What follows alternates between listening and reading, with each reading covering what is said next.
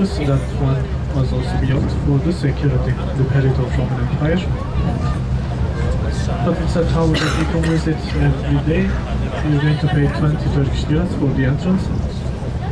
And you can also have your lunch or dinner at the first floor. There's a Turkish restaurant in there.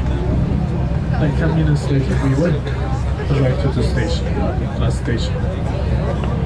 وجه البنات ولا وجه البنت هذا منهم اللي يشتري وجه السياحية والمفتاح كل يوم 20 ليرة تذكرة إلى برج البنت الشبكية بعد فيه إلى آخر الخطط.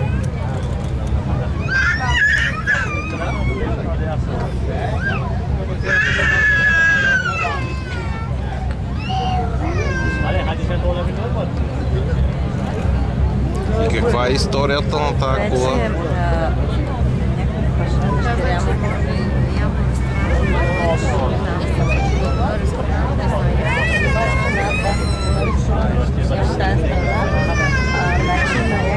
На един паша от пашите дъщерята. Казват, че щяла да умре и той, за да ни я предпази, стига тая кола. Но когато точно какво беше? Абе, не ти да го снимаш. Я разказвай. Носят и някакви подаръци. И в една фруктиера с плодове изкача една змия. Капи, тя умира.